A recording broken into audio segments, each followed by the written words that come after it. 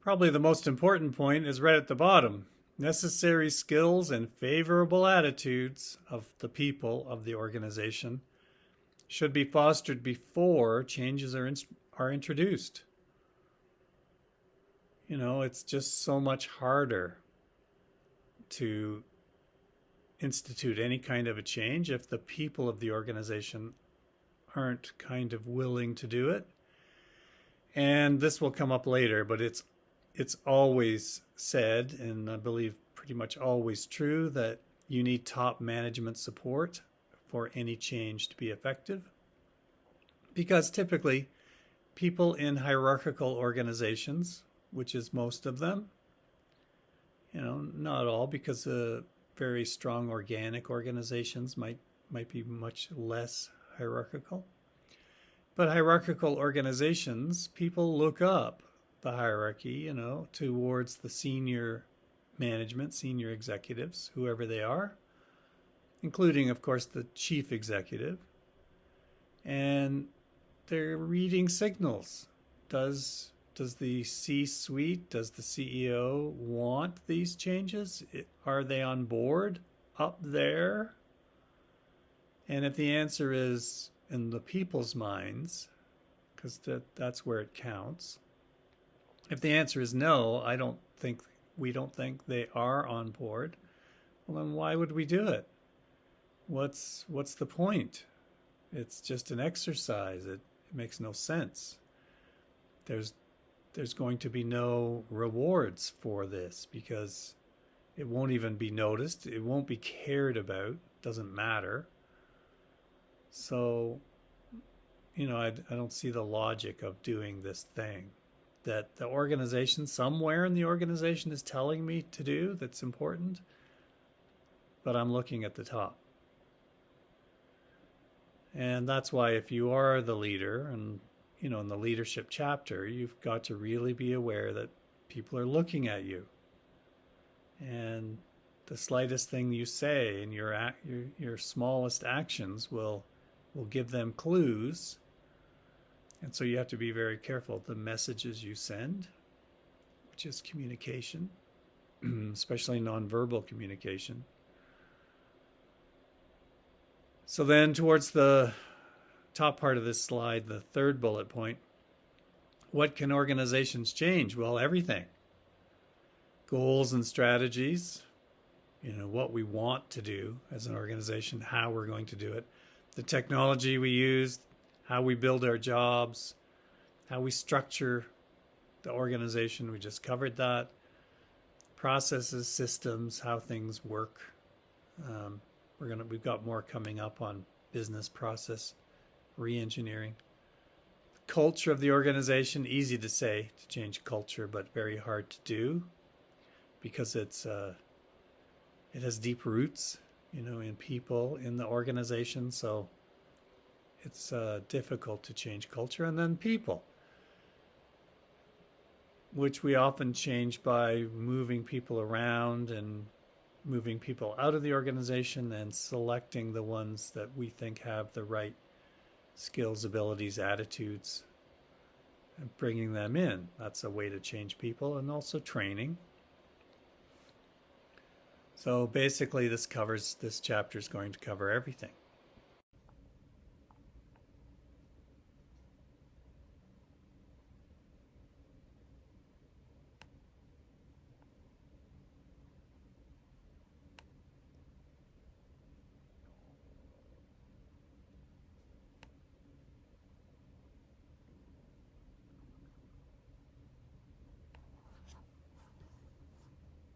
Hello, and welcome to Chapter 15, Organizational Change, Development, and Innovation. We have some great material. Change is basically about adapting. Sometimes to the external environment, it's changed. Customers change over time. New competitors, new technologies, organizations have to adapt. Sometimes it's internal changes. People leave, your capabilities aren't what they used to be. You now have different capabilities of what you can do as an organization. So you have to change what you provide to the market. And I like the bullet point towards the bottom. Change in and of itself is not a good thing. It's definitely required. And organizations can exhibit too much change as well as too little. There's definitely thinking that people can, as individuals, people can only take so much change at a time. It's because it's a stressor. Any change, we didn't cover this when we did the stress chapter, but there is an idea, there's a point system of change where every change in a person's life is assigned by the people who created this system certain number of points, and bad things happen like getting a speeding ticket, that's worth so many points. But good things happen, getting married, birth of a child, moving to a new apartment, buying a house, all good things, all stressful, all have points as well. And in that model, the idea is that if you accumulate so many points in a given year, that you have a much greater chance of becoming ill. And it's like 300 points. And I'm sure you could find a chart like that if you looked. So the equivalent for organizations is that organizations can have too much change. It's just the stresses pile up over time, and the people of an organization need time to adapt into a change, to assimilate it, to change their working systems until they've got control of this new way. And then after a while, they've kind of recharged their batteries and they're ready for another change. So don't overwhelm them with too much change stacked all together because they need recovery time. You can't forget, right, that organizations are made up of people. And, there's no getting around that. You can talk about organizations as if they don't have people. So the strategy of an organization and its, its mission, its vision, what the organization wants to do. But it's still people that have to do those things. So we can't let that go. We have to always remember that.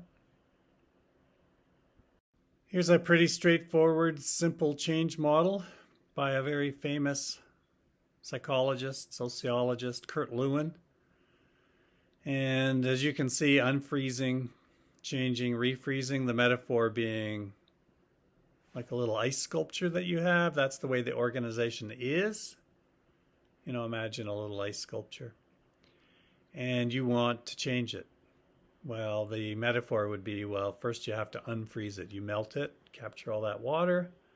You have a new mold, you pour it in. That's the change. And then you refreeze it, take away the mold. There you have it. New organization, new capabilities. So, very straightforward. But the question I have for you is, if you had to pick one of these three as the most difficult, which would you pick? You can pause if you like. There is no right answer, of course. Any answer that's supported with logic and reason and personal anecdotes, stories, whatever you've got, that's fine. Well, if I had to pick as the most difficult step, I'd pick refreezing. Because, I've seen lots of changes in organizations, and it's difficult to hold on to them because culture is so strong. Individuals have habits and they like those habits. Whether they're good for them or not, we do like our habits.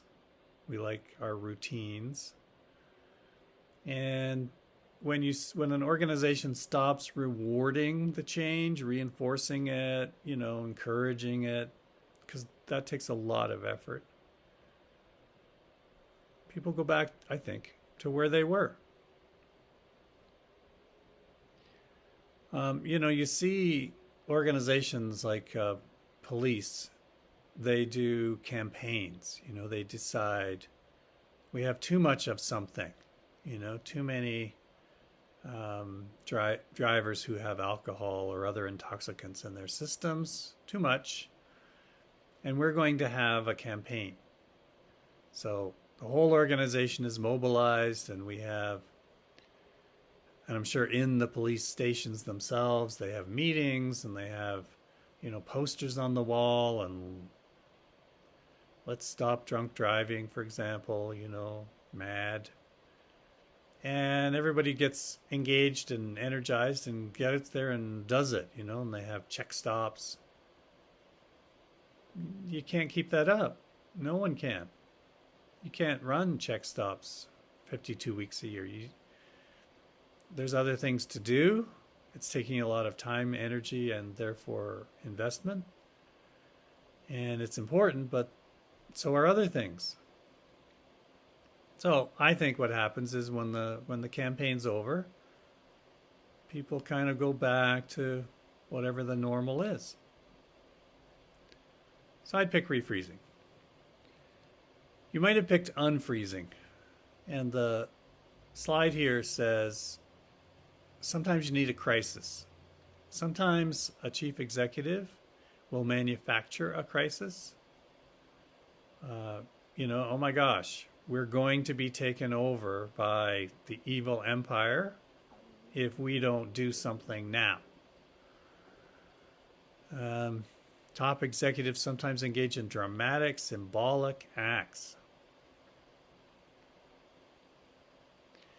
There's a story about an executive.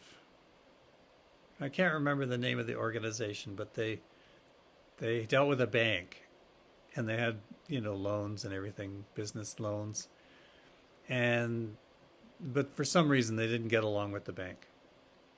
And finally the loans were paid off, and the CEO wanted to mark the event, and we're now independent. We can do things our way. We're going to be free and change and hit the market hard.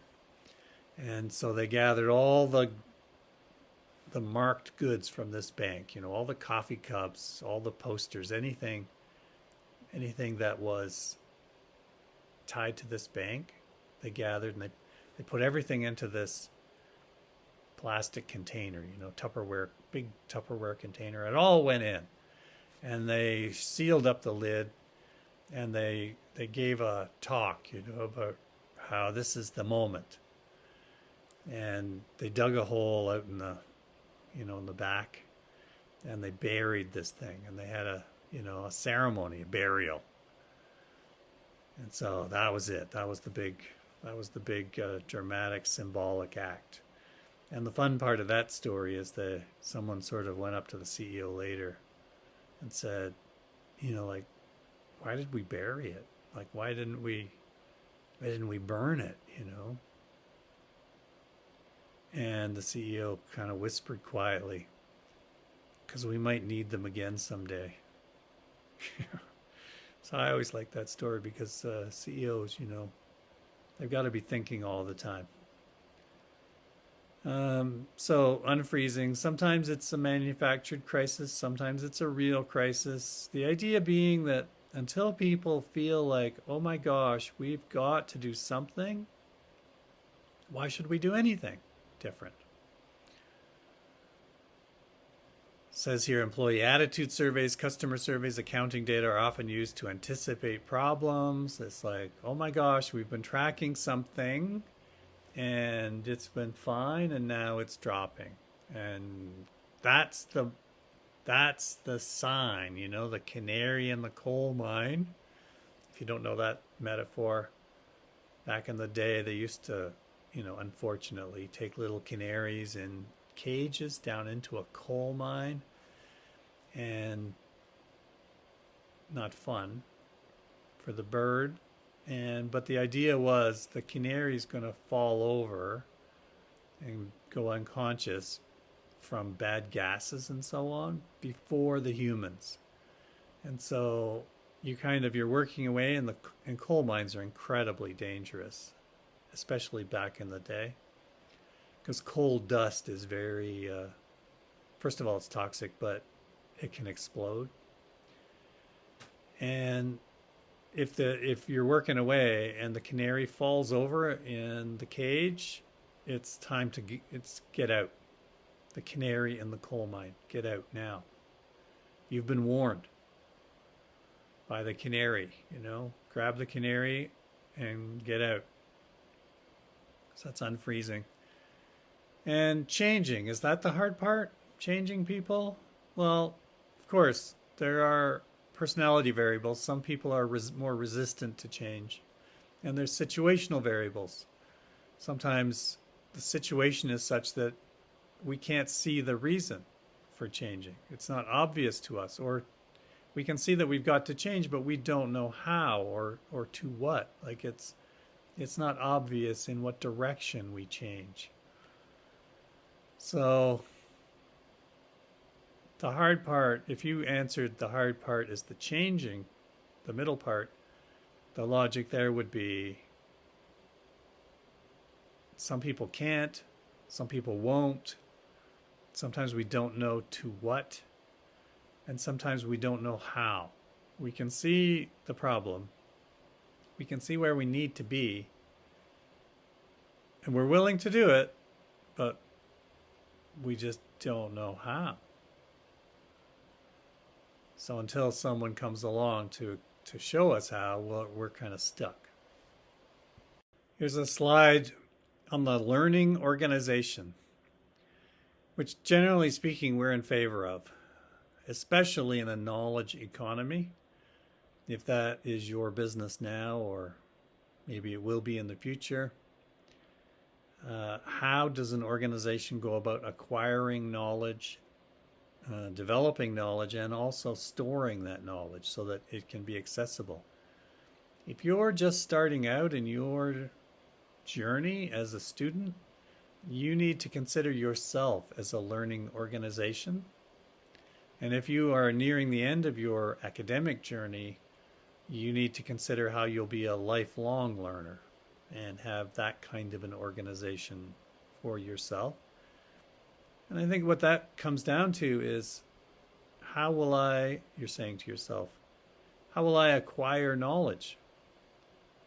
Typically courses, but there could be other ways. Maybe you're going to read. And you're going to read in several disciplines, like technical reading and also management and organizational reading. How will you capture that knowledge, what you've learned for yourself? Will you write notes? Will you store those notes in a physical file system? Will you store it electronically? How will you be able to find things you need? So this is the way memory works. Someday you'll be thinking, I remember there was an article on that, but I don't remember where I saw it. I just remember something about it, but it would be really handy to go back to the source. Where was that? I don't remember. So how are you going to find it? You might rely on your subconscious. You kind of ask yourself, please, brain, figure out where I saw that thing. And, maybe you get fortunate and your brain, it just pops into your mind. Oh, right, I remember now. That's your subconscious working. But instead of having to rely on that all the time, how are you going to do it? You need a file system. You need something figured out that works for you. That's what we're talking about. Acquire it, develop your own knowledge, store it, make it accessible. Organizations have to do this too. So consulting firms are very, very big on this because they have thousands of consultants working around the world. And these are smart people. And they're figuring out problems like every day for clients. And a lot of that is routine. Like we've seen this 1,000 times before. You've got a problem with whatever it is, a remote team. We know lots about that. And you give them advice and you work out the problem. So maybe not so much to learn. But of course, there are going to be new problems that come up and things you haven't seen before. Well, how is that captured and then shared in the organization with tags and search terms and databases typically so that it can be found? So, the internet is awesome, but the other problem is it's overwhelming. Type in search terms and, you can get so much information you don't know what to do with it. The bottom bullet point, failure is important, and management should take a less punitive, more supportive stance. Well, of course, I'm on the side of not punishing.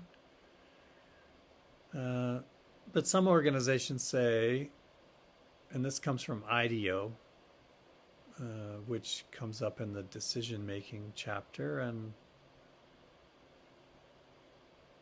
I can't remember where I have that other material on IDEO, the shopping cart example. Anyway, it's either coming up or we've already done it, but they say fail early and often in order to succeed sooner. Rapid prototyping, lots of quick failures, then logic is applied so that you learn from these failures and you move quickly to the next prototype and the next one. In computer programming, it's the idea of write a program that does the basics and it works, and then improve it, make it better bit by bit, and make sure every night that program still works. And if it doesn't work, you have to stay until it does work, and then you can go home. And all the changes are tracked in a system. As opposed to back in the day, you would write a computer program and the whole program is written before it's tested at all. And those could be very difficult to test because they get complicated and you're just not sure where the problem is sometimes. Okay, well, this slide, codifies a lot of the things that I just said. It's in the textbook, of course. And the authors are giving us, the background. Here are the things that are important for a learning organization. So it would be useful to look that through and, keep that in your mind for yourself as an individual and for your organization. But don't think too large necessarily in the organization as a whole. We can talk about your piece of the organization, your team. If you're a team lead and you have 3 people working for you, that's your piece of the organization. And you want to do this there. And also you want to do the culture part there. And what culture do I want for my team? And when you rise hierarchically to another position and you have a whole department, so more people, well, that's the organization that you're mainly concerned about. The big organization, sure, but don't get overwhelmed and don't think, well, there's 20,000 people working in my organization. I can't have any impact on that. So don't do that. Think, here's the part I can make a difference to, change, and that's where I'm going to focus first. And then when we find success, let's see if we can roll that out. Let's see if we can encourage other departments, other units, teams to adopt what we've found and make a rolling change that way. This slide is setting us up for about the next 10 slides, which look into these change problems, diagnosis, resistance, and evaluation and institutionalization in these next 10 slides, so we're going to go in some detail into those problems. Resistance happening at both the unfreezing and changing stages. Why should I change? I don't want to change. The person's unwilling to melt. And problems in the refreezing of how do we know that we've done the right thing? How do we make this institutionalized? How do we regularize this? So we're going to look into these in great detail.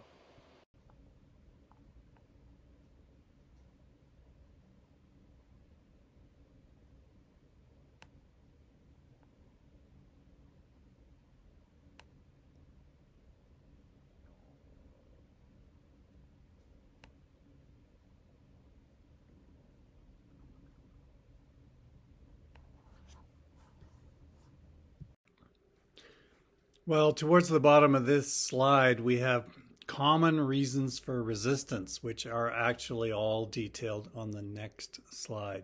So we'll talk about those there.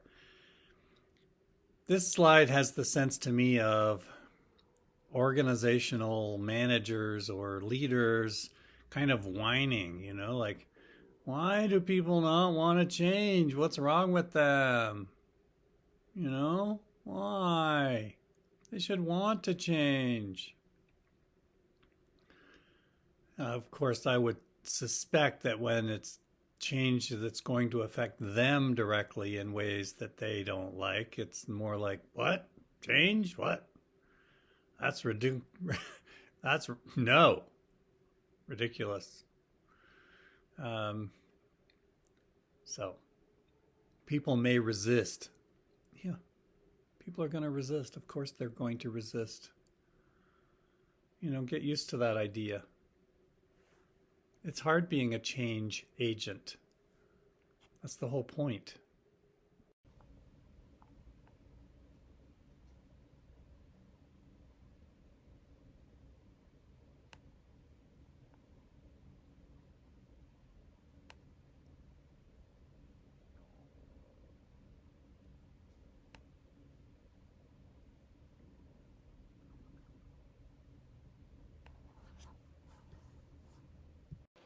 Well, to read this chart, the reddish bar is bad. All bad things. And those bad things happen with change. Physical symptoms, cynical thoughts, eat or smoke more, interfere with personal life, vice versa, chronic work stress. Bad things happen with change. Interestingly, the yellow bars are that bad things happen to people who are thinking there's going to be a change. So when organizations start, rumbling about things have to change around here, already people are feeling these negative symptoms and stresses. No change is the greenish teal bar, and those negative things are much less likely. They're still there, 8%, 11, 12, 7, still some stress at work, but much less than when there's change involved. So if you're a change agent, you're a consultant, you're a manager who talks to your people and you're being positive. We need some changes around here. We got to do some things differently. There's more we can do.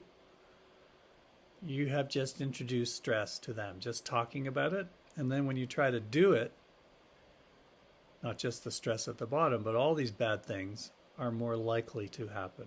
So get ready for that, right? And don't ask too much of your people in the sense of, like that point system. They can only take so much change for a while, and then we have to consolidate. We have to rest for a while. Now, when it comes time to do total quality management, that's not the idea. The idea there is change is built into our culture, our routine, but those changes are typically smaller changes. And we become tolerant to those stresses. But here, if we have cyclical change, like periods of stability, periods of change, periods of stability, then the periods of stability are required to recover. Nice little normal curve here, illustrating the concept that there is an acceptance zone of change in the middle of the normal curve. And that's based on the identity gap between where we want to be and where we see ourselves. And when that gap is too large, this the change is too hard. It's impossible. And when the gap is too small or is small, then like why are you causing us all this stress over change? We're not that far off. But in the middle somewhere, there's a zone of there's a gap, but it's doable. It's like need for achievement and goal setting. If in goal setting we want goals that are challenging but not crazy hard and not really easy, it's the same concept. We want medium challenging goals. This is a fun little diagram that says at work when there's going to be probably a major change, there are these four types of people. Champions are always on side. Yeah, let's do it. And doubters are always like, you're crazy. This will never work. And then in the middle, there's the ones who change their minds. The converts, they go from doubting to, yeah, I didn't think so at the start, but you've convinced me. And the defectors, well, I thought this was going to work, but now I see the writing on the wall. This is not going to work. So as a manager, if you want this change, you need the champions. And some people say, don't even start until you've got a strong champion to lead the way. Excuse me. So, got to have a strong champion. The doubters, you can try to work with the doubters, but probably the idea is that's going to be a lot of time invested for no return. Isolate the doubters. You know, sometimes you don't put them on the committee that's planning the change. Just kind of like don't give them too much time in meetings to state their doubts, you know. Of course, you want to create converts from those doubters. There's probably fewer of the middle group that change their mind. And we want to, of course, minimize the number of defectors. To me, the main idea is got to have those champions. Without those, it's essentially not going to work. Minimize the doubters. And then sort of like politics, you know, where are the swing votes? The ones that, because I have the friends, you know, the ones who are always with me. I will have the ones who are always against me, and I'm going to work on the swing votes.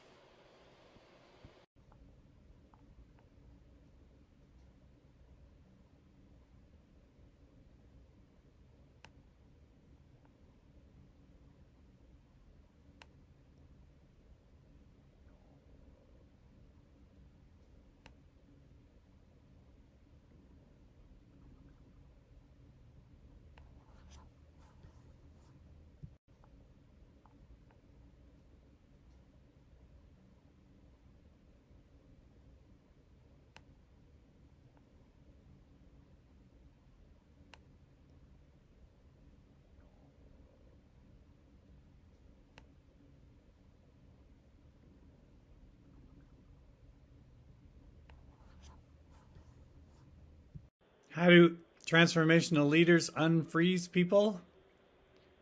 Well, it's described on this slide. I like the part about sending organizational members to other organizations to visit, to see how things are done. Sometimes this is done with companies in their own industry. Definitely in the car manufacturing industry, we hear about this all the time.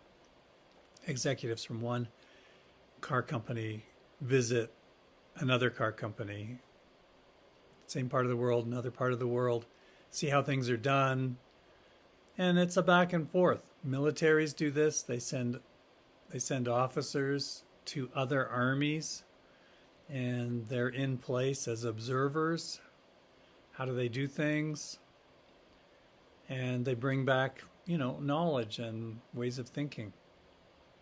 And sometimes it's not the competition.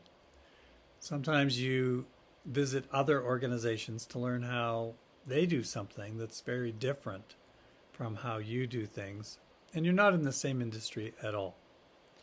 One example I read about was Walt Disney World.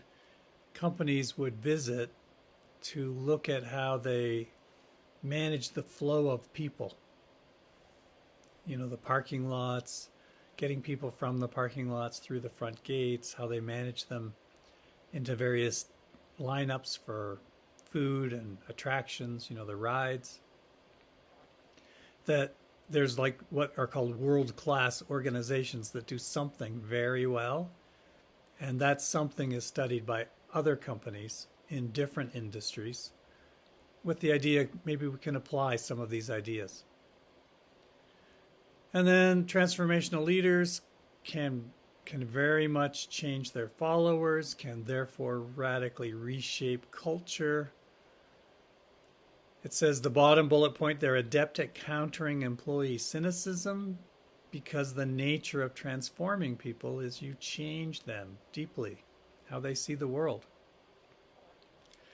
And they value you as their transformational leader. They want to be like you. They look up to you. You're a role model. And so therefore you can change their understanding and attitude. This is essentially the refreezing. So why do we have problems with refreezing? That's coming up on the next slide. Also, sometimes we're not sure anything's actually changed. So we can try to refreeze, but into what? And we covered in the Power and Politics material that sometimes we don't want to know how something went, some program went. We're quite happy with that program happened, and we claim change because people went through a program, you know, like an ethics training program. We provided the ethics training. We have logs here. We can prove that all the employees took this training, and therefore they must have learned about decision ethics, and therefore their behaviors will be different in the future, better. And we're just going to claim that because it's easier and it's awkward if things haven't changed. At the university level, you know, we are accredited, the Alberta School of Business, by the AACSB, and Assembly for the Advancement of Collegiate Schools of Business. And it's a body that looks at hundreds of university business schools around the world who want to be accredited.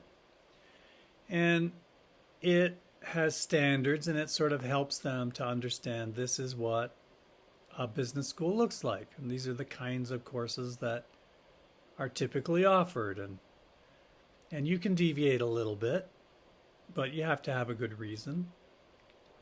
And what they want to know is, well, you're taking in raw material, the students, and you're attempting to change them in good ways through your courses and programs. Do you have evidence that that worked? And like, what is that evidence? How do you know that these individual students changed for the better? They know more, they can do more, their attitudes are more positive from an organizational point of view. And how can you prove that? And if you have shortfalls, that they're not changing in the ways you want or as much as you want, we need a feedback loop. How will you fix that? Or try to fix that, so that over time, the next time we measure, we get better. So that's a loop system that's commonly used as well, where you do want to know. And if you want to be a member of the AACSB, then you agree that you also want to measure changes and loop this learning.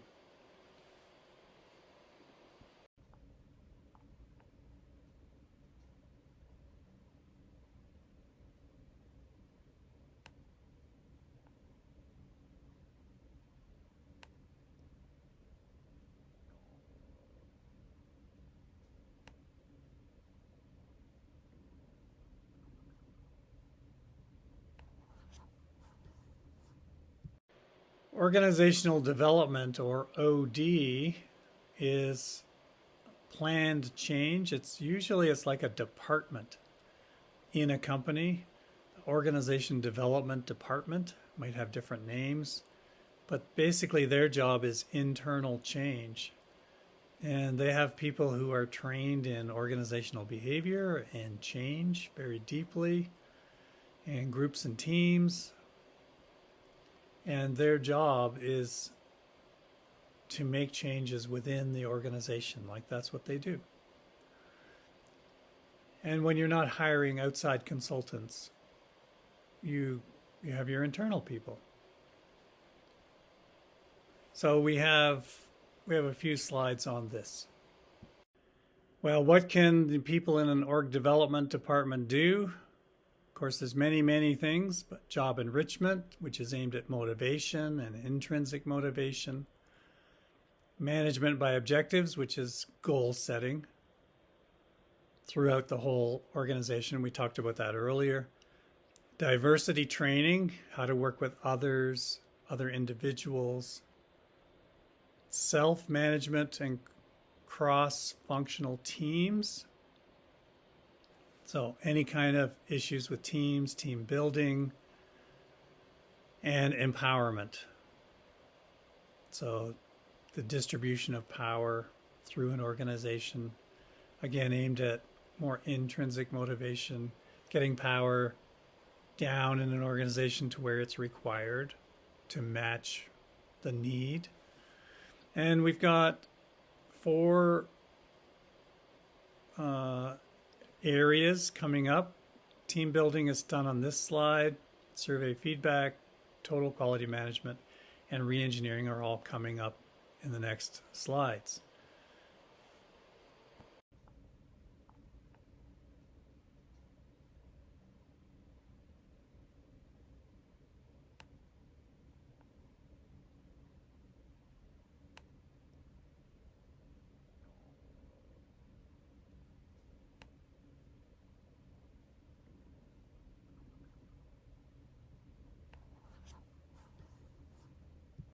Here's a standard method of organizational change and development that you should be aware of in case you're not already. Do a survey. It can either be prepackaged in the sense you hire a consulting team, company, and they have some surveys they've designed already. They've done with different companies in your industry. And they come in and people fill out all these questions on the survey, and then the consulting firm tells you how you're doing compared to other companies. We do this at the university. We get these faculty surveys that are done across many universities, and I presume the information goes to senior levels of management. And it's, again, there's a baseline, where are we at a particular point in time, and then every year or so there's another measurement, and it can be tracked over time in a graph drawn. Are we improving? Are we staying the same? Are we in decline? And then figuring out why that is. We have a set of slides now on total quality management, or TQM. And of course, this could be a whole textbook on itself. It is definitely an organizational training program that it would be throughout a whole organization. You could have studied this already from company training. Here we have like the basics of TQM, very much customer focused. So the input, process, output model, open system model, where the customer's satisfaction with our product or service, that's what matters. Also our suppliers, because the inputs matter. We can't have good outputs unless our inputs are good, so we have to work with suppliers as if they were part of our organization, even though we know they're not. We have to have very tight relationships. Continuous improvement as a philosophy of how we do the work. We're never satisfied. We always believe there's potential for improvement. There is no, let's do a change program, let's recover and have a lull. Let's do another change program, let's have a recovery and a lull. It's a constant line of change, and we hope that it's slightly sloped upwards, because that's the idea. We never stop continuously improving, and we're not necessarily seeking the huge change, the quantum change. We're seeking the incremental improvements, little bit by little bit. Part of that is to prevent the prevention of quality errors, like reduction of mistakes is central. And part of that is through the human side, how we can train people, how we can affect their attitudes, their behaviors, so they make fewer mistakes, they're healthy, they're not stressed, so they won't make mistakes. But also the technological, the machines that are used, the techniques that are used, the supports that people have. So in one car company, the example was you have to put these certain pieces into a car, but cars have different models. So it's the same car, but it has different interior features and finishes and so on. And it gets confusing because there's so many cars being made and so many different models that they created like a bucket of parts. And that bucket traveled with a particular car. So when the car arrived at a workstation, the worker knows that only the parts in the bucket may be used with this car. So they never use the wrong part. Frequent measurement and assessment. We're always looking to know how we're doing. Lots of training, and lots of training that's team oriented, because you can't have one person seeking high quality. It's a system function. This exhibit summarizes some of the material we talked about already, and some on the next slide as well.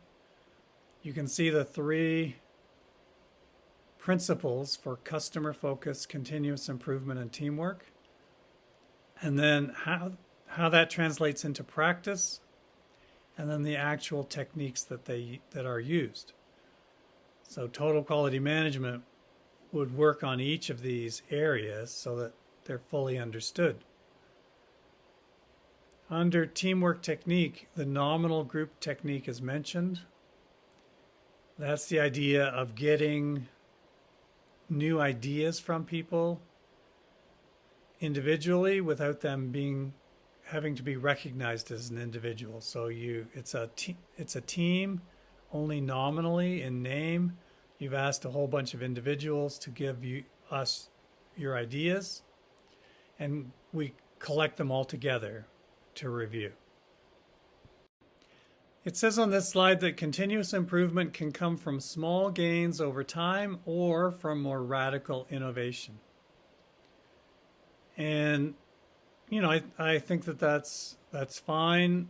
My sense of it is that it's more on the small continual gains side, with the understanding that sometimes a system has to be changed much more radically in a shorter period of time in order to try to achieve much larger jumps in performance. So that would happen occasionally when the situation was, extreme. There are many total quality management tools. Here's a small selection for you to look at. Every worker is trained in these tools, how to understand them, how to use them, how to collect data, to watch for mistakes that are happening and fix them before they're too far out of range. So flow charts of work processes, being very clear on what the steps are and understanding how the work flows and changing the flows to make it more efficient. Pareto analysis is named for a person, and I put in the purple on the right, the Pareto principle, also called the 80-20 rule. The rough rule is that 80% of the effects are caused by 20% of the causes. So 80% of the performance of a department, of a unit at work, is from 20% of the people. 80% of the problems come from 20% of the people. That you're looking for the main cause, the main effect, that 80%. Where are we getting the most benefit, or where are we getting the most problems? Fishbone diagram, and I put an example of a fishbone on the right, taken from a website, where you map out all of the factors that could contribute to a problem.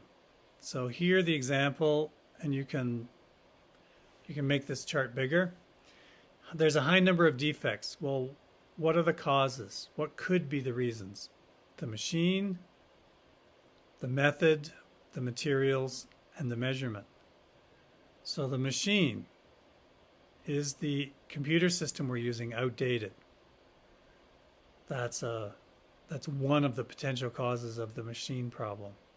The method problem, the batch size. Maybe we're making batches that are too large, and people can't control quality errors that are happening because of the large batch size.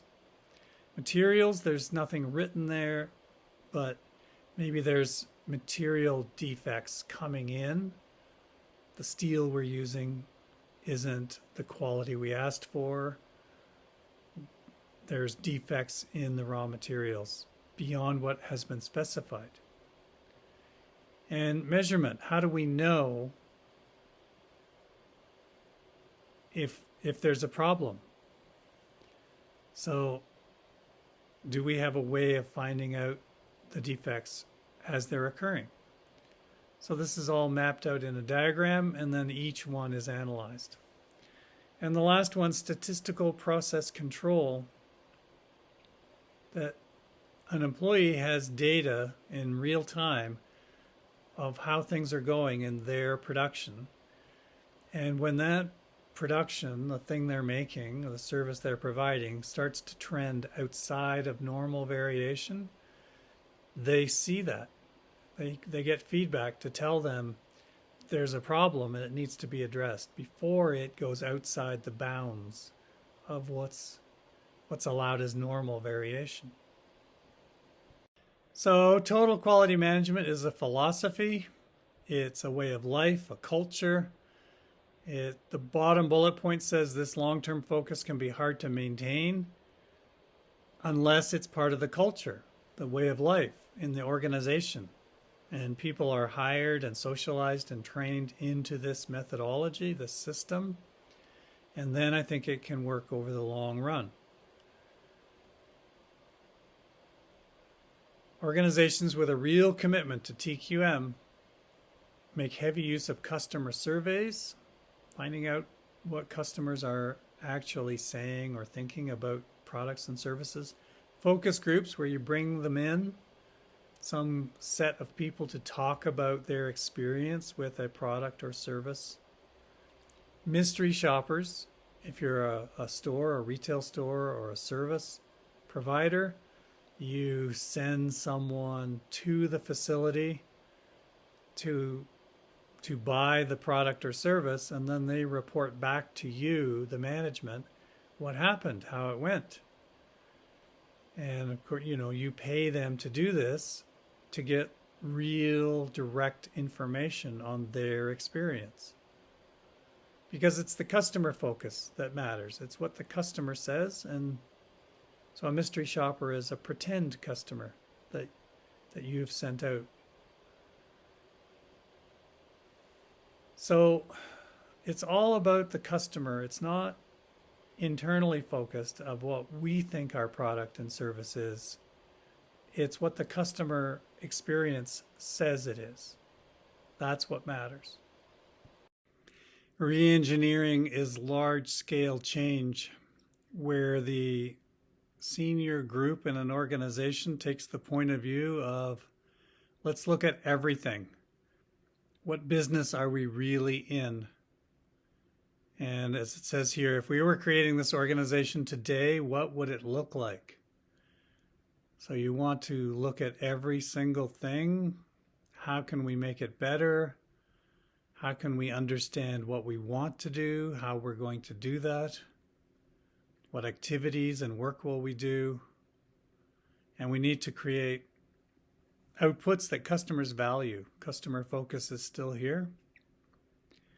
So it's complex, and we're trying to redefine the organization, start fresh. We're trying to give you a sense of what re-engineering is.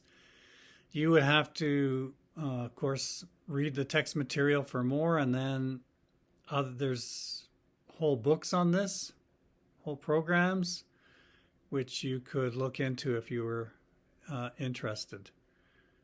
So job redesign, teamwork, cutting out bureaucracy, artificial intelligence, more technology, trying to reduce the number of steps involved in making the product or providing the service, more collaboration. So it says here broad and deep. So the whole organization is being asked to change at the same time in significant ways, and it requires the commitment of everyone. The last bullet point, half-hearted attempts do not pay off. You're all in, using the poker term. You are betting everything you have that this is going to work. I have an example of business process re-engineering on the next slide. And the question for you is, what is going on? And you can think about that before you play the video for the next slide.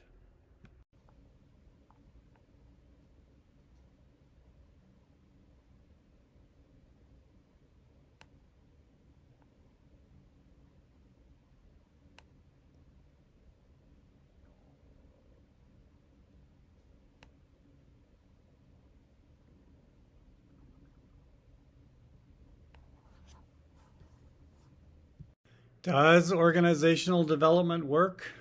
Well, we hope so. And we know sometimes it does.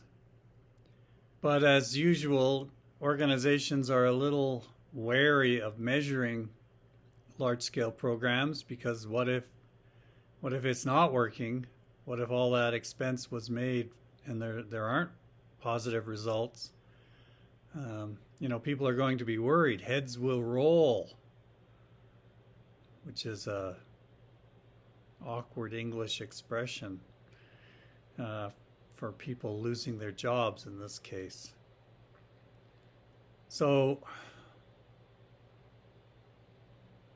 we think it works. At the last bullet point, sometimes a problem is that the novelty of a program gets you the Hawthorne effect, that people report positive results because they like being paid attention to. Sometimes we want to please our bosses, so when they say through some kind of anonymous survey, how did this work? We're like, it absolutely worked great. We love it. That's called social desirability bias. And the idea that we don't want to publicize any failures that we do have. So those are problems in knowing how we did.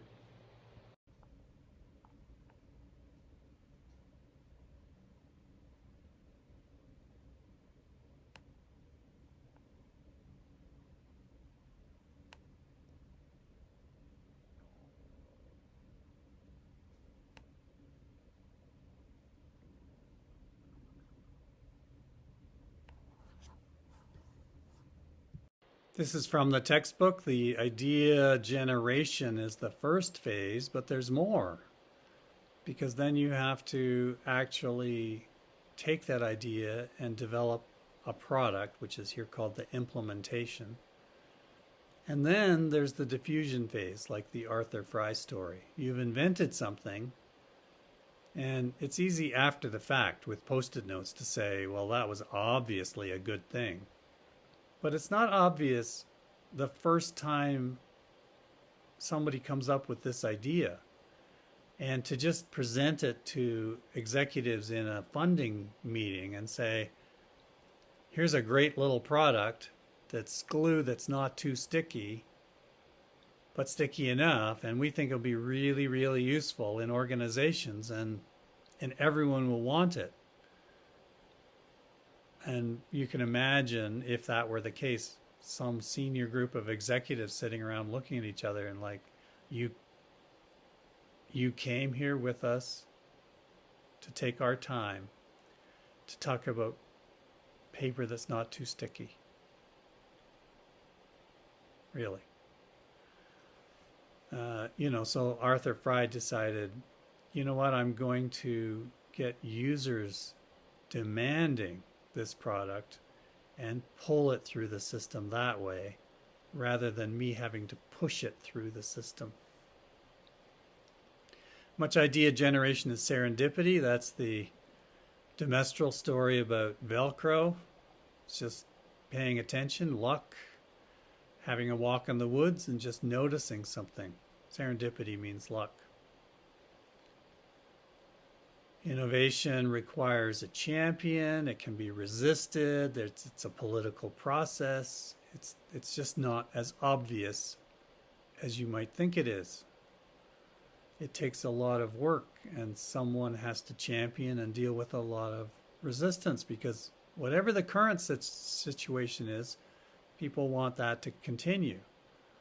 And the innovation has to fight that inertia.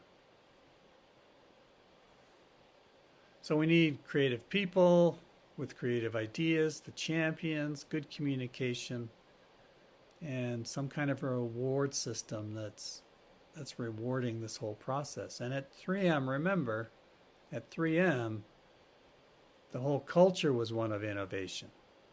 So that's how they designed support for that right into their basic system.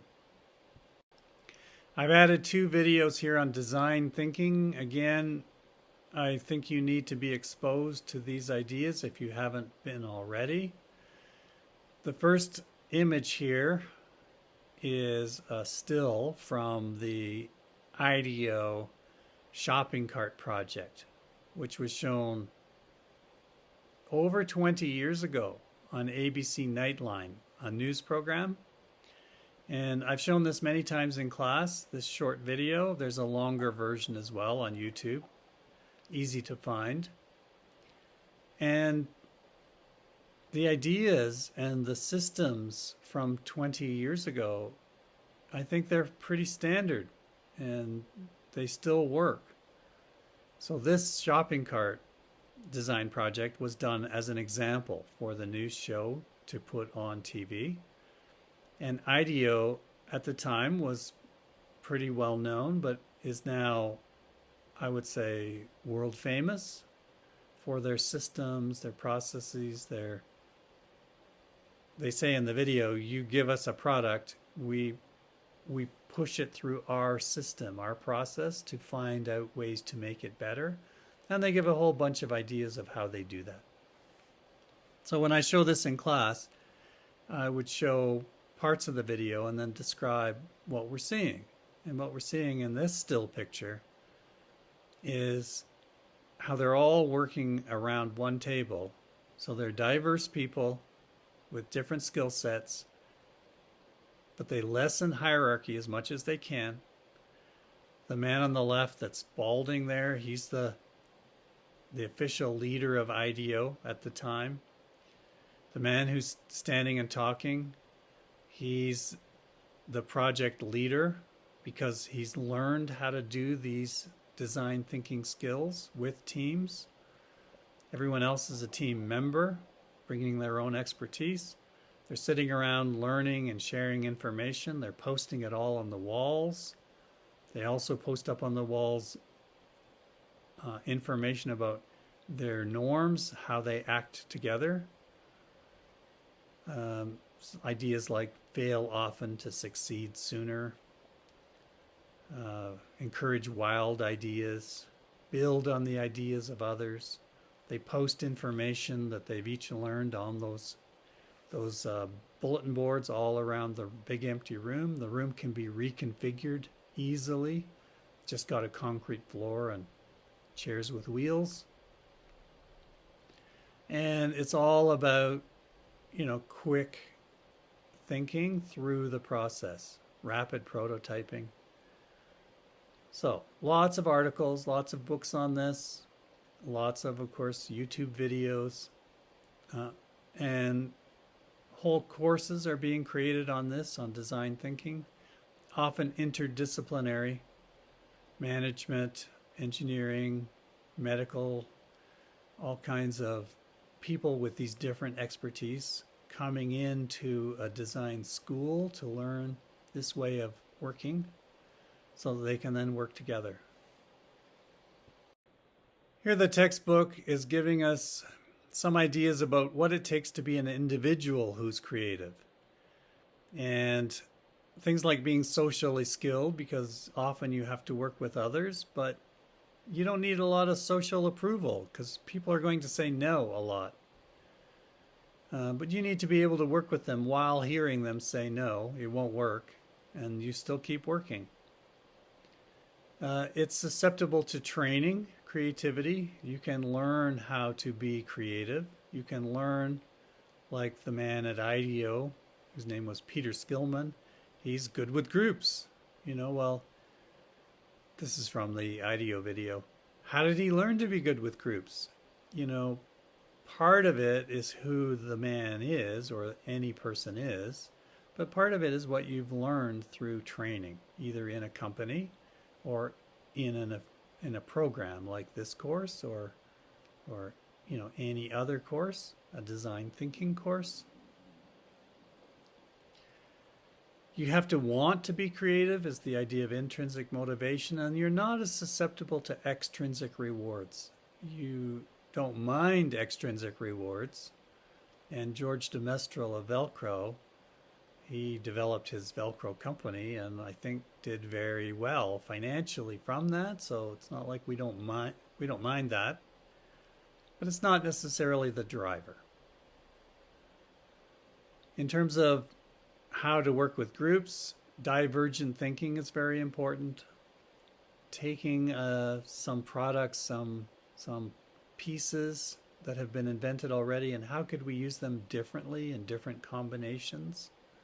That's like the Doblin 10 types of taking things that we know of already, but combining them in different ways.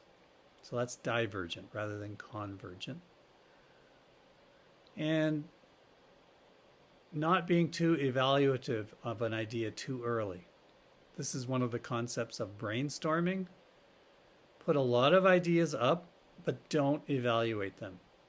And in the IDEO video, they get a lot of ideas, in this case on how to redesign a shopping cart, and they put them on the wall.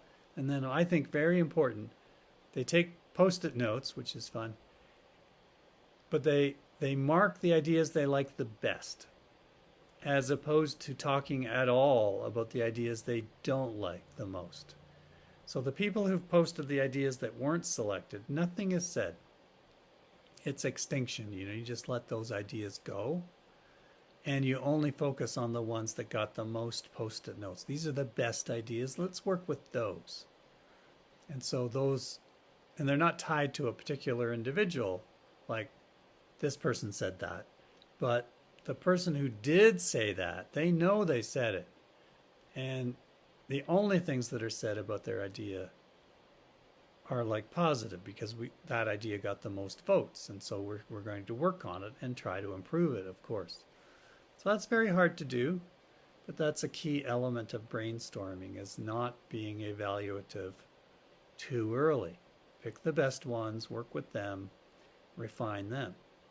So this is a skill that's taught and when learned correctly can be then used with groups to help the group to be creative. We have 2 slides now on idea champions. We've talked about that before.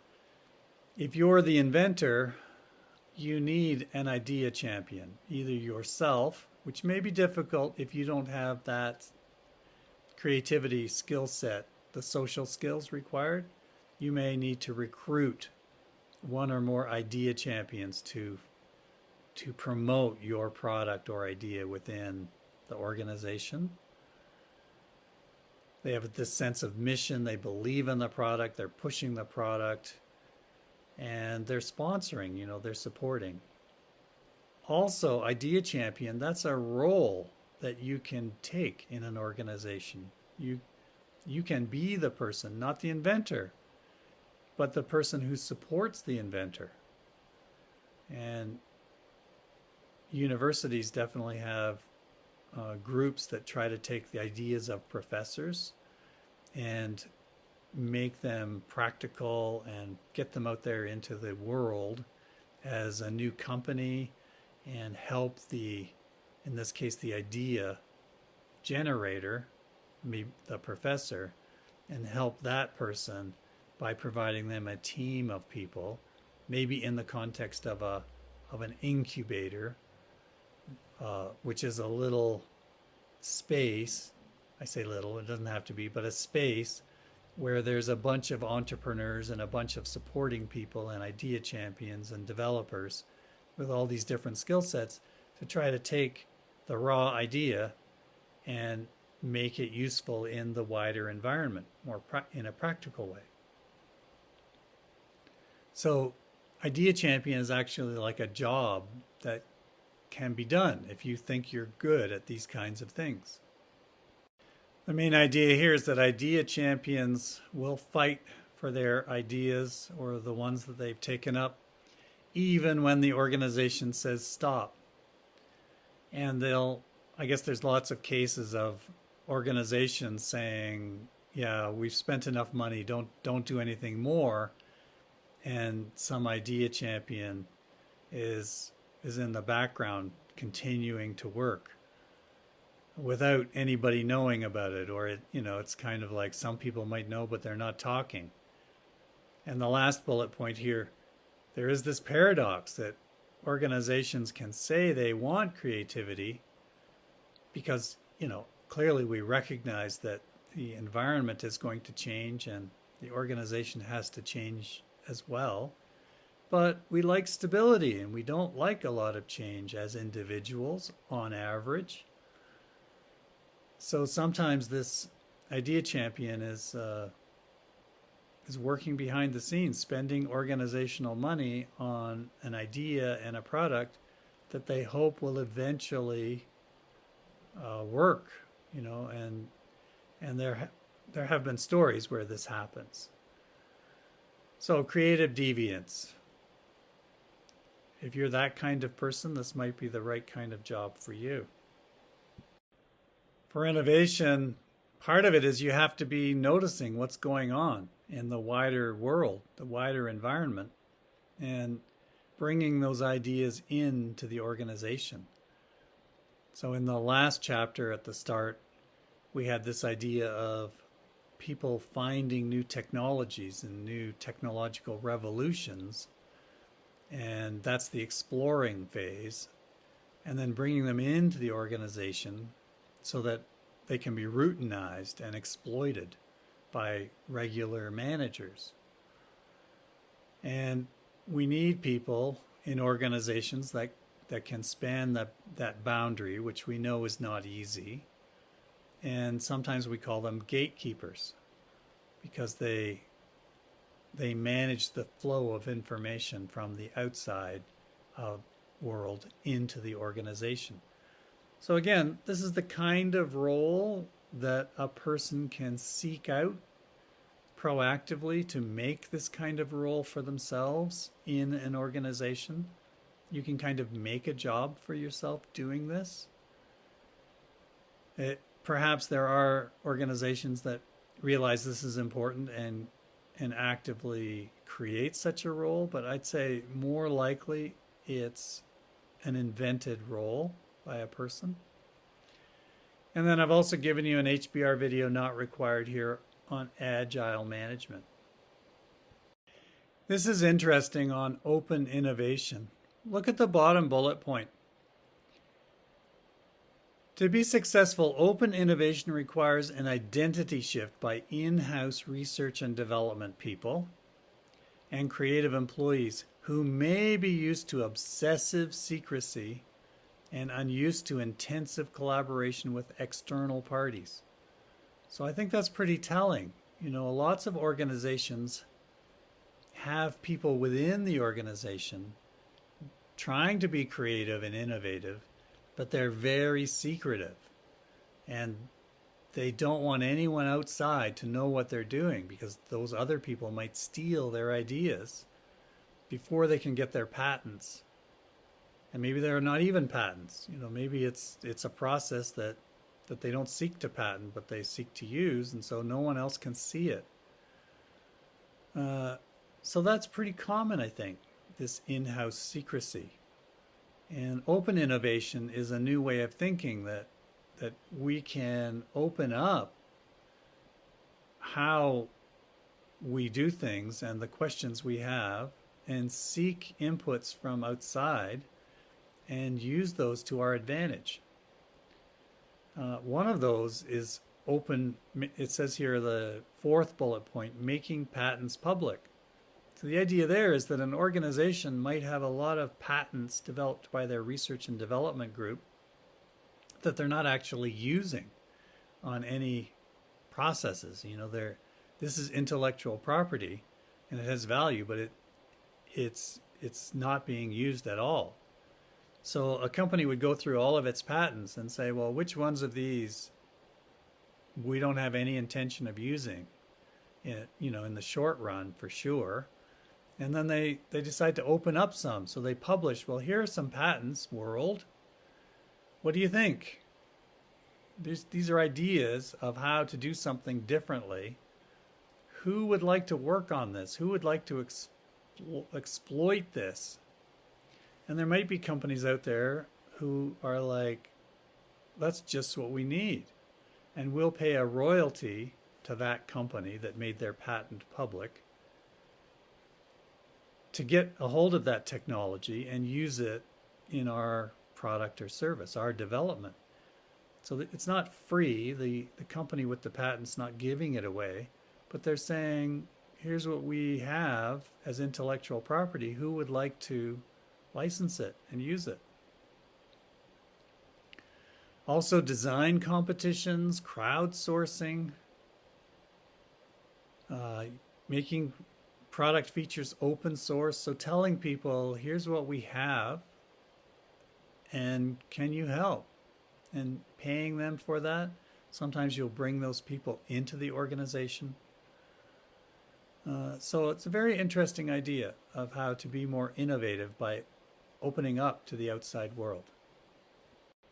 This slide is basically saying that innovation requires an organic structure. Very flat, de-emphasizing hierarchy, de-emphasizing routine, emphasizing cross-functional abilities and talking and getting lots of information flowing so that people can discover new links. And the physical nature of it, where you house these innovative people. The IDEO example, they have their own physical building that's separated from any clients or any funding. That their IDEO was founded by people at Stanford University and Department of Engineering, but given its own building so that they could stand alone, be independent. We also saw that in the Nespresso example. Give the innovators their own space where they're not seen as much by the regular management of the normal organization.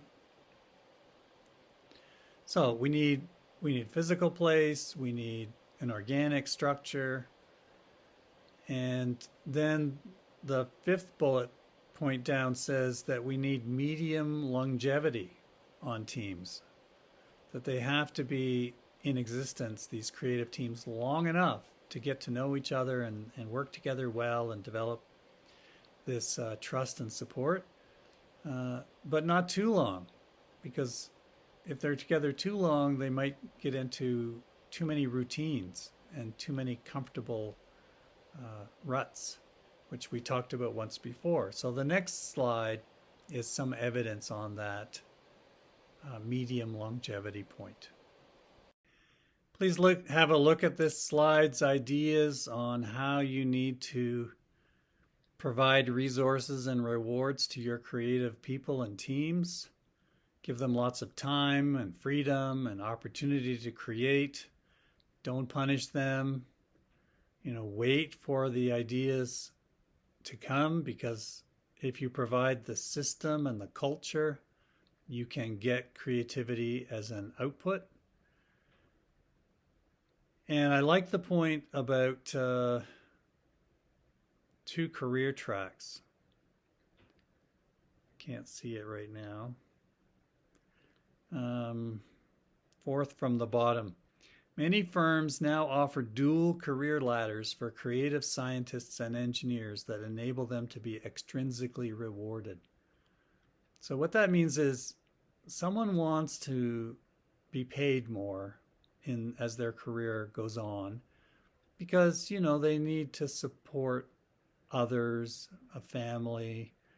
Maybe they want to have normal things like goods and a house. And if there's one career track, that usually means that to get more of these extrinsic rewards, you need to get promoted up a hierarchy. So you become a supervisor, a manager of a department, a whole group, a division. It gets larger and larger. You get paid more and more. And that's common. That's a normal thing. And they can be paid very well. And if there's only the one career track, a person who's creative, who wants those things, to be paid more to get those things, and maybe Maslow's hierarchy, the idea of social approval, then they abandon being creative and turn their talents to managing. But if a company offers a dual career ladder, what they're saying is, yes, that first career ladder is there. There's also another one for creative people who want to keep doing what they're good at, their creative side, their technical side. And you can keep doing that, and we will put you on a ladder there as well. So you become a introductory scientist, a senior scientist, a scientist manager, a scientist leader. I don't know the names of the titles, but it's not a hierarchy that I've kind of made it into, of you're managing other scientists. It's more, you get different titles, but you're doing the same thing.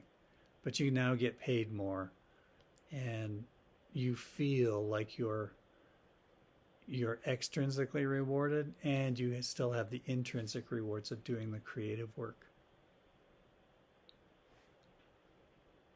We have 2 slides on diffusion. We talked earlier about how important diffusion is.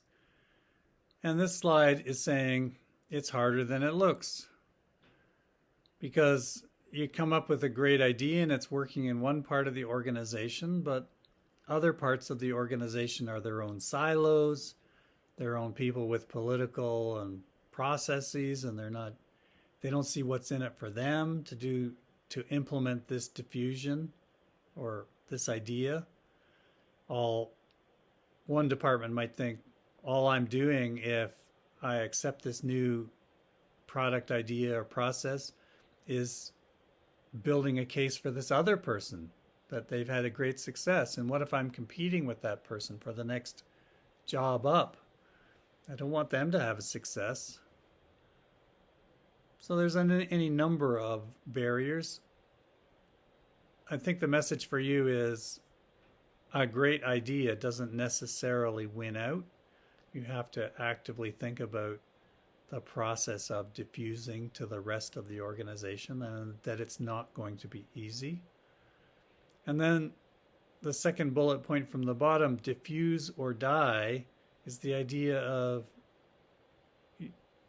it can be a great idea, but if you can't find a way to send this out to be used in the rest of the organization, well then it's not helping us.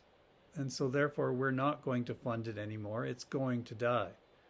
So it's not just the great idea, it's how to send it out into the rest of the company and get it used to make widespread difference. Same ideas here with some advice for you as the innovator of how to have your diffusion work. Of course, if the idea is a lot better than what's happening now, that gives you relative advantage, is stronger. If it's compatible with how we see the world, then that will help. If it's not so complex that it's easy to understand, that will help you. So the Post-it note story, very easy to understand this technology of the new glue on the paper. It didn't have to be explained at all. No user manual. Trialability, people can give it a try. Low cost, that will help. And observability, when we can see the difference it makes, that's going to help. So those are keep those in mind as ways of thinking about how to get more diffusion more easily. Here's a slide I added on disruptive innovation from the ideas of Clayton Christensen. There's an HBR video that's short, but you're not required to watch it. And Clayton Christensen was at Harvard, professor there, so they clearly know his ideas. And then the Wikipedia quote. The basic idea is that there's existing organizations that have their own systems and processes and are making profits, and they're quite happy. And some startup, usually smaller organization, finds a way to produce a good enough product, usually at the lower end of the profits. And other existing companies don't fight that new company at the low end of the market because there's not enough profit there. It's not worth their attention. So they don't compete strongly. And this allows the new entrant to get a foothold, and they gradually improve the product and come up with another version that satisfies other consumer needs at a lower price, and the existing organization gradually retreats up into the highest profit products that it has, and it's still making profits until it's eventually driven out of business by the disruptive startup. One example was steel, and the disruptor starts off with very low quality steel, reinforcing bar steel for concrete, and provides it at a just good enough quality at a low cost. And the steel companies that are currently making rebar, they can't compete with that, and they don't want to, so they stop making rebar and they keep making their other steels. And then the new company makes enough profit on the rebar that they're selling that they can invest in developing the next level of steel up. That again is not the greatest steel or has the best properties, but it's just good enough for another application. And the existing steel companies abandon that. So it's a well-known idea, and you need to have at least heard of it. And if you want to know more, you could explore this a little more fully. Well, this is the last slide of the chapter 15 material, and therefore the last slide of the textbook material, and the last video that I'll be providing to you in this recorded series. So the last bullet point is what I'll talk about. Working through the textbook and all these ideas gives you the knowledge that we have at this time of how to work with people and how to make organizations work better, how to do better yourself in organizations. And the knowing-doing gap is that it's one thing to know, it's another thing to do, to take action, to do well with these ideas. They need to be practiced and tried out, and it's not always as easy as it might sound, but you can get better with practice and self-reflection. So I would encourage you now to take the ideas that you've learned through the course, especially the ones that make the most sense to you, and try them out and get better at them. And you should find, we think you will find, that you will get gradually better in your results and outcomes at work. And then if you kind of revisit these ideas over time, you'll gradually implement more and more that makes sense to you, and your toolkit will widen, and that will give you further advantages at work. And we want you to do as well as you want to do and can do, to give you the tools for your own success. So we're encouraging you now to use the knowledge and apply it in your work context. Best wishes.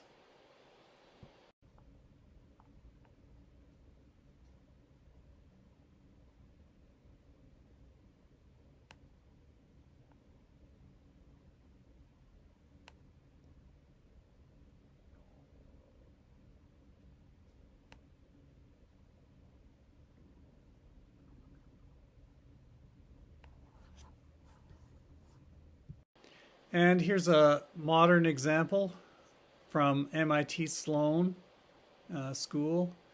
And there's an article which you don't have to read, but it's there in case you want to, and also a 19-minute video, which is not required. But you can watch that on YouTube if you're interested. And they're redesigning a walker that a person with mobility challenges might use instead of a shopping cart in the IDEO case. So I just wanted to give you an updated example of the design thinking process. Here's a slide I put in about Doblin's 10 types of innovations. I wanted you to have seen this at least the once, and a short video not required from Mind Tools that explains this model if you want to see that. And then the Doblin website. There's also a book.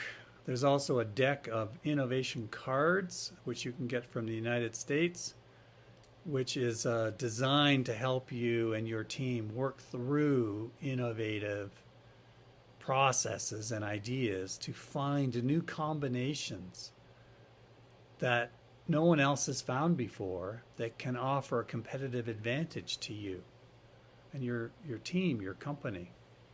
And you can see this is an image from the Mind Tools video where they list the Doblin 10 types of innovation.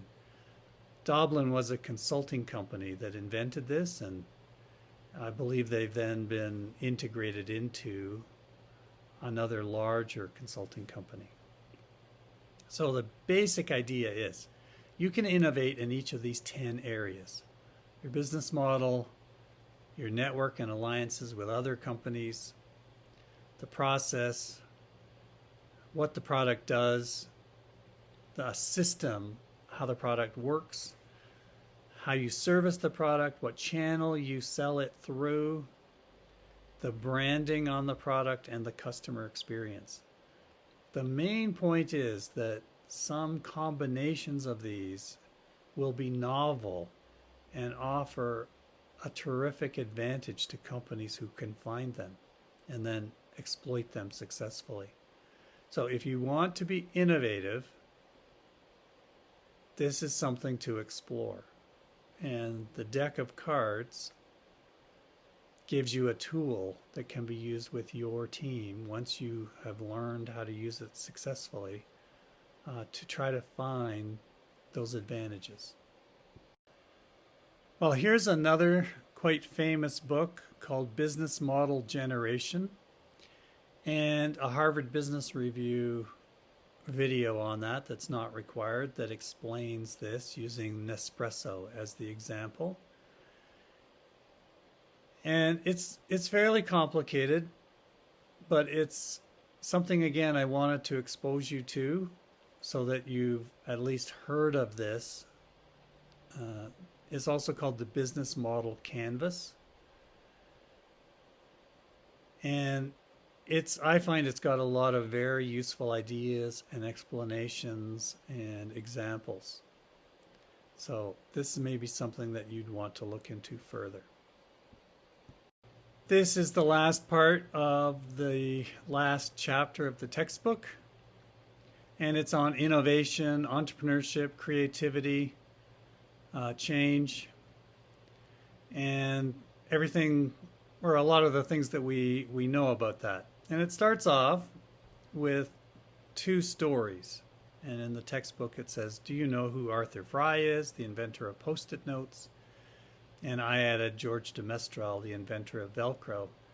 And the quick story on the Post-it note is that Arthur Fry worked at 3M, Minnesota Mining and Manufacturing. And 3M's kind of fun because all or most of their products are flat. If you think about it, it's all films and coatings. Sandpaper is a coating on paper. Various films. It's interesting, you know, that they make things that are flat.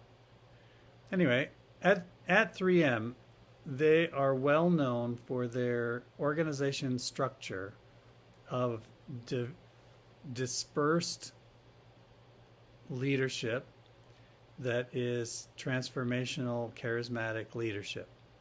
So they have product teams, and they don't assign corporately people to a team. A leader of a product team has to attract people from other teams to come and join this new product that's being developed. And 3M has a general approach that it's something like 5 years from now, 60% of our sales and profits have to come from new products. So I'm just doing those numbers from memory, but the basic idea is we need a lot of new product development. That's how we make our revenue and therefore our profits. We are an innovation company. And so they give people time to develop new products when they have some ideas. And that's often called something like skunk work, or a person who works 5 days a week, 8 hours a day. They might have a half a day a week as time for everyone to work on their own projects for the company and try to be innovative and come up with new products. So this guy, Arthur Fry, the way I remember the story, he's working in the glue department, which is, of course, a coating. And they're working on all kinds of different glues. And can we make glues for different materials and different strengths? And one glue they invented wasn't really that great. It was sticky, but it wasn't really sticky, and it didn't hold really anything much. And like a lot of inventors, it's like, well, it was worth doing that just to know what didn't work. And then Arthur Fry is in church, and in his church, and there's a little board that they write on in chalk that's posted with the hymns that are going to be sung that day. And in front of you, there are hymnals, which are little books that are owned by the church, and they're there. And you get out the hymnal book, and you can mark where the hymns are. So when it comes time to sing a certain hymn, You're not searching through the book. It's like marked there for you. But Arthur Fry, he was frustrated because he had little slips of paper that he was putting in the hymnal, and when he'd open up for one hymn, the other ones would fall out, and he just was frustrating. And he remembered that this glue that they had invented at work that was sticky but not very sticky, and he thought maybe if I coat slips of paper with this glue, it will stick enough to not fall out when I'm opening the hymnal book, but it won't damage the pages because the book's owned by the church. And, I don't know the whole story, but basically that worked. So now he had a new product, which was little sticky bits of paper, which of course we know today is Post-it notes. Well, he now has to get this new product into the organization. So he has to get funding to develop it further. He has to attract a team to work with him. And this is the diffusion part. And how am I going to do this? Well, interesting part of the story you may not have heard before, if you heard the first part, is he developed, or he made up blocks of Post-it notes like we're used to, just the one color. And they all had that little strip of stickiness on them. And he gave them, or he just put them on the desks of administrative assistants in the various departments of 3M, like after hours. I guess he just went around and dropped these little blocks on people's desks. And they come into work and it's like, what's this? And they pull a piece off and they go like, oh, it's stick. And they kind of figure it out for themselves. Oh, this is kind of handy, write a note, stick it someplace. And they get used to it because it's a tall block, and they're using these things all the time, and the block's getting lower and lower. And just as they're running out, there's a little handwritten note that Arthur Fry had written on there saying, if you would like more of this product, ask your boss to call me, and with his name and number within the company. And when the boss calls and says, my assistant wants more of these things, Arthur Fry's like saying, great, so I need money from the company to develop this, and I need to hire people within the company for my team and build my team to develop this product, and I need you to be a champion for me that this is a great product and we need it. And if he had enough people from around the company demanding that this product be made so that their assistants can have more of it, then he's got the support he needs. And that's the story of the diffusion. So he gets the money for his team, recruits people from within, and Post-it notes is the big success we all know. And the other story is about George de Mestral, the inventor of Velcro. He's an engineer in Switzerland, and he goes out for a walk in the country, out in the woods a bit. And I don't know if this has ever happened to you, but when you walk through certain bushes, you get these burrs stuck to your socks. And if you've never had a burr, it's hard to describe, but they're like little round balls that are quite catchy. And they're hard to get off, and they're kind of sharp.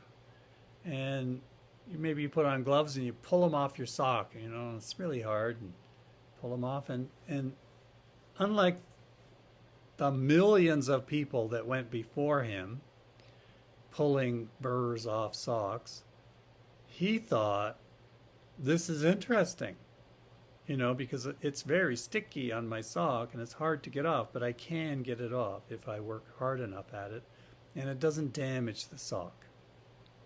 So he gets out his microscope and he looks at the sock and he looks at the burr, and he finds the burr has tiny little hooks, and the sock, made out of wool, has tiny little loops. And we're familiar with the story, but he's like, what? Hooks and loops? Huh? And he then starts a company to make a product called Velcro, which of course is two strips. One strip is all loops and one strip is all hooks. And when you attach those strips to something, like two sides of a coat, you put them together, they stick together, but they can be pulled apart. So we know that now, but why did no one else do this? Why did it take so long? And the idea here, the moral of the story is keep your eyes open, keep questioning, because there's invention is being open to new experiences and figuring out how it works and what it means and can it be used for something else. So those are the two stories. And then innovations are product, process, and managerial innovations, how we do things. Like that Zappos story of how they are trying to reinvent organization structure. So management, this is a course on management, organizational behavior, working with people. The idea here is that how you work with people, how you build organizations, yeah, it matters. And there are innovative benefits there too.